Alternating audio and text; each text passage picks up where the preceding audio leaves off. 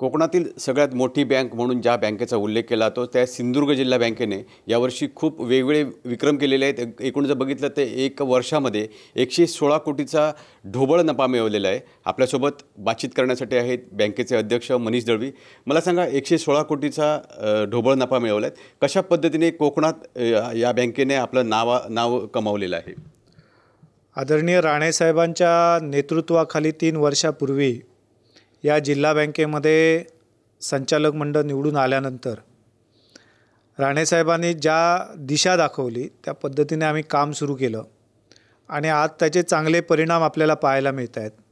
खरं तर मागच्या 3 वर्षामध्ये या जिल्हा बँकेने जवळपास 2000 कोटी रुपयांच्या व्यवसायाच्या वाढ केली आणि त्याच्याचबरोबर 1000 कोटी रुपयापेक्षा जास्त रकमेच्या ठेवींमध्ये वाढ केली। आणि ही वाढ करत असताना आम्ही रत्नागिरी, रायगड यासारख्या जिल्हा बँकांना मागे टाकून व्यवसाय वाढीमध्ये पुढे गेलो आणि आज यावर्षी या संपूर्ण कोकणात मुंबईपासून सिंधुदुर्गपर्यंत सगळ्या जिल्हा बँकांमध्ये सगळ्यात जास्त ठेवींची टक्केवारी जी आहे ही सिंधुदुर्ग जिल्हा बँकेची आहे।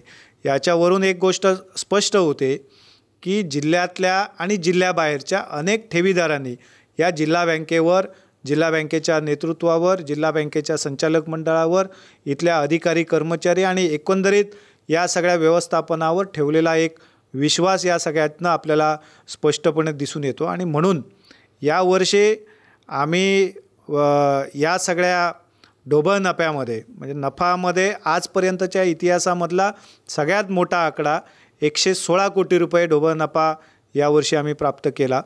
निव्वळ नफ्यामध्ये सुद्धा 9 कोटी रुपयाची तब्बल 9 कोटी रुपयाची वाढ झाली आणि 35 कोटी रुपये निव्वळ नफा या ठिकाणी प्राप्त झाला। व्यवस्थापनाच्या बाबतीमध्ये जेवढे काही अटी आणि शर्ती आहेत त्या सगळ्या यावर्षी आम्ही योग्य पद्धतीने पार केलेल्या आहेत। आणि हे सगळं करत असताना यावर्षी झालेला 6000 कोटी रुपयांचा व्यवसायाचा टप्पा पार करून आम्ही पुढे गेलो आणि जो 8000 कोटीचा या संचालक मंडळाचा स्वतःच्या कारकिर्दीचा एक टप्प्याचा उद्दिष्ट आहे तो उद्दिष्टसुद्धा निश्चितपणे आम्ही पूर्ण करू। यासाठी माझ्या बँकेच्या सगळ्या अधिकारी कर्मचाऱ्यांनी अहोरात्र खऱ्या अर्थाने मेहनत घेतली, त्यांचं मी मनापासून आभार व्यक्त करतो। या ठिकाणी माझे सगळे ठेवीदार असतील, बँकेशी संबंधित सगळे कर्जदार असतील आणि वेगवेगळे ग्राहक असतील आणि त्याच्याबरोबर रिझर्व्ह बँकेचं मार्गदर्शन, राज्य बँकेचं मार्गदर्शन आणि त्याबरोबरच नाबार्डचं वेळोवेळी मिळालेलं सहकार्य या सगळ्याच्या माध्यमातून आम्ही यावर्षी सिंधुदुर्ग जिल्हा बँक ही बँकिंग क्षेत्रामध्ये उत्तम कामगिरी करण्यामधल्या बँकांपैकी एक अशा प्रकारचं मान मिळवण्यामध्ये आम्ही यशस्वी झालो। नक्कीच तुम्ही एक वेगळा मान मिळवला आहे। गेल्या जवळजवळ 3 वर्षामध्ये तुम्ही शेतकऱ्यांसाठी कोणत्या अशा योजना राबवल्यात की त्याचा थेट फायदा शेतकऱ्यांना होऊ शकला? शेतकरी सक्षम झाला पाहिजे तर खरा म्हणजे गावातली विकास संस्था सक्षम झाली पाहिजे।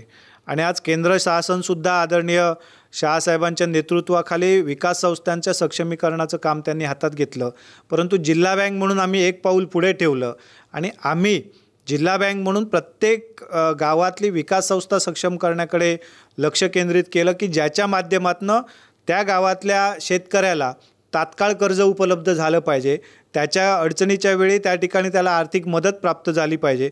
याच्यासाठी आम्ही पावलं उचलली आणि त्याच्याचबरोबर या जिल्ह्यातल्या शेतकऱ्याला त्याच्या शेती व्यवसायाबरोबर शेतीपूरक व्यवसाय उभा राहिला पाहिजे आणि तो शेतीपूरक व्यवसाय दुग्ध व्यवसायाच्या माध्यमातून शेळी मेंढी पालन असेल, वराह पालन असेल, यासारख्या इतर जोडधंद्यांच्या माध्यमातून आपण त्याला आर्थिकदृष्ट्या सक्षम करण्यासाठी वेगवेगळ्या योजना आणल्या, ज्याच्यामध्ये महिलांचा पुढाकार वाढावा म्हणून त्याच्यामध्ये त्यांना कमी व्याजदराच्या योजना आणल्या, युवकांचा पुढाकार वाढावा म्हणून त्याच्यामध्ये अटी शर्ती कमी करून, नियमावली सुटसुटीत करून त्या ठिकाणी त्वरित त्याला कर्ज पुरवठा करण्याची योजनासुद्धा आणल्या आणि त्याचा लाभ आज जिल्ह्यातल्या अनेक शेतकरी, महिला असतील, युवक असतील हे घेत आहेत।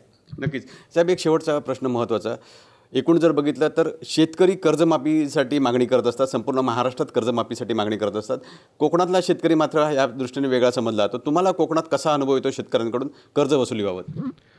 खरं तर सिंधुदुर्ग जिल्ह्यातल्या शेतकऱ्यांचं मनापासून आभार जिल्हा बँक म्हणून मी नेहमीच मानतो, कारण या जिल्हा बँकेचा खरा कणा शेतकरी आहे आणि आत्तापर्यंतच्या इतिहासामध्ये नेहमीच जिल्हा बँकेच्या कर्ज परतफेडीमध्ये या जिल्ह्यातल्या शेतकऱ्यांनी नेहमीच एक पाऊल पुढे ठेवलेलं आहे. म्हणजे काही जरी असलं, मग तो कर्जमाफीचा येणाऱ्या बातम्या असतील, कर्जमाफीची काही वेळा अंमलबजावणी असेल, त्याच्यातल्या त्रुटी असतील, सगळं जरी असलं तरीसुद्धा इथला शेतकरी जिल्हा बँकेकडनं किंवा विकास संस्थेकडनं घेतलेलं कर्ज वेळेत परतफेड करण्यासाठी 100% प्रयत्न करतो.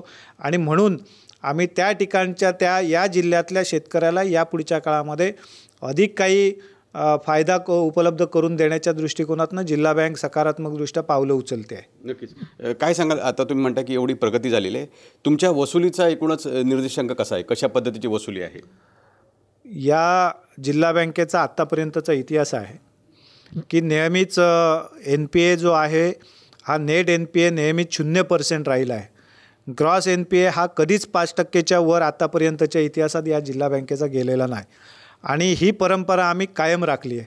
खरं तर मागच्या 2-3 वर्षांमध्ये आम्ही तो सतत ग्रॉस NPA हा 3%च्या आतमध्ये आणण्यासाठी सुद्धा प्रयत्न केले, त्याच्यातही आम्हाला यश आलेलं आहे. यावर्षी मात्र आम्ही 5%च्या आतमध्ये राहिलो, परंतु 5%च्या पुढे गेलो नाही.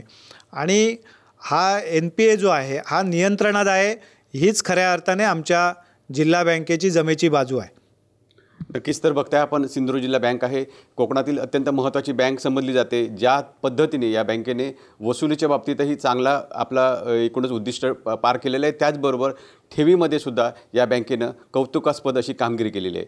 विकास गावकर, TV9 मराठी, सिंधुदुर्ग, ओरोस.